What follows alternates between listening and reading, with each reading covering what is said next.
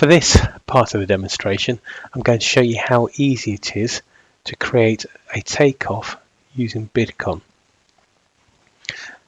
I'm actually going to center this around three IFC models. We've got a federated model, courtesy of the advanced sample file in Revit.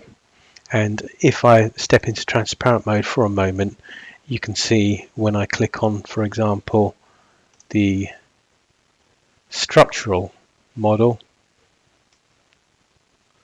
we can see all of the elements of those that are highlighted.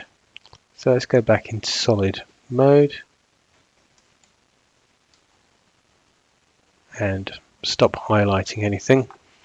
To show you very briefly, using the takeoff editor, that I can have a whole host of takeoff templates, and these determine exactly how the items are going to be, well, how the line items are going to be produced and associated with the objects in the model. We choose the kind of quantities, where we get the dimensions from. We also choose how items are merged together, so what information is used to merge those items together, so we don't have hundreds of lines of doors, for example. We know we only have a few different lines depending on the types. Okay, so I'm going to take off only selected items. I'm going to do that by holding down Control and selecting a few different IFC entities, and effectively it's selected 1300 or so items. Let's take off only the selected items.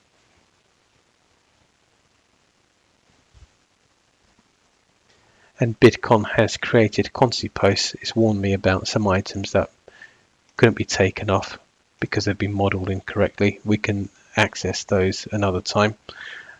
But for now, I'll show you the link. So if I want to show you items that have been merged together, let's look at my piles. Step into transparent mode, and we can see those are below the surface.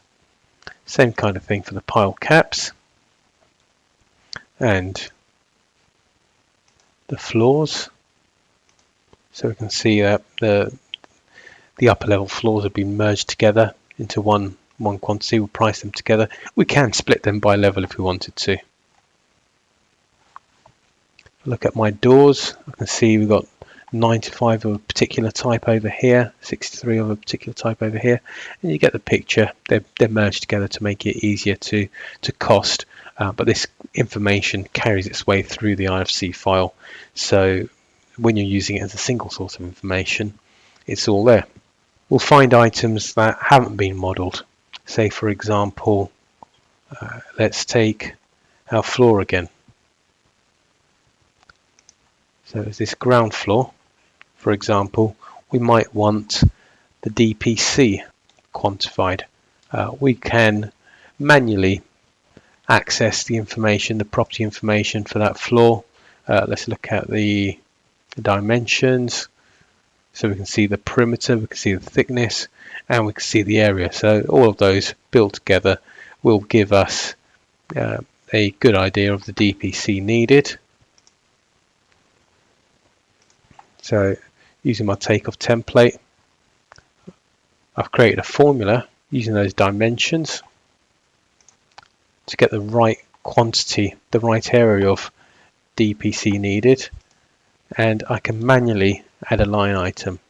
Let's call this DPC, give it a unit, meter squared. Let's move it up just below the floor so they're all together. But rather than entering the number in manually, I actually want to link to those quantities. Bidcon won't let you take an object off more than once because that causes duplication. So in this case, what we're going to do is, rather than create quantity posts, we're actually going to apply the quantities.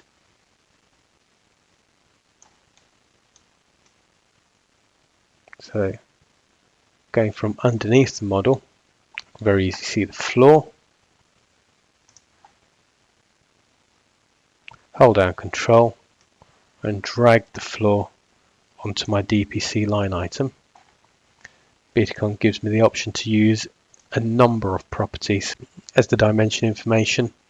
I'm going to use my template, and there we go. We can see 1,829 meters squared of DPC is needed, and there we go. That DPC is linked to the floor. Okay. So that's one example of how we would create quantities for objects that haven't been modeled, but we can access the information from elsewhere. One other thing we might want to do is add model revisions. So if we take the structural model again, add a revision.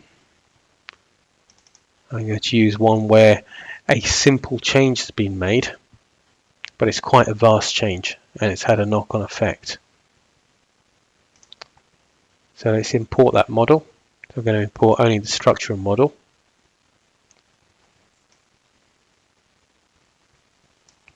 If we take a look at all the items that are linked to it, they still remain linked, even though it's a different model. And we can run a comparison. We're going to compare the two models, and we'll see that even though I stated there's been one small change, it's had quite a knock-on effect. So if I filter only for modified items, let's take a look at these pile caps, for example, and the modification to those, well, the only modification to those is the host. The floor has changed. This ground floor has changed.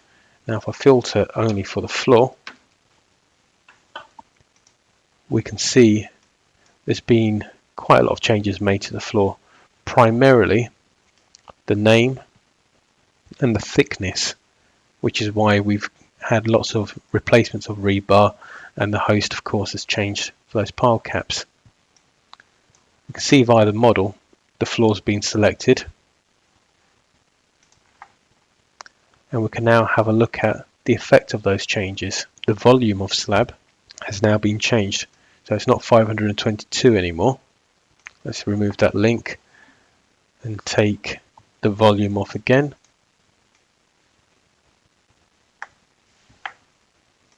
So let's take dimensions and volume.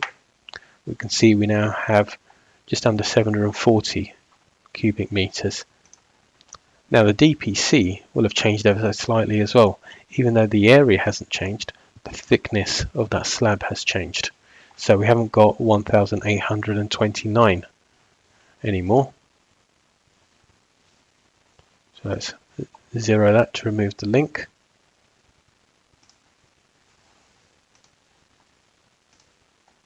Take it off.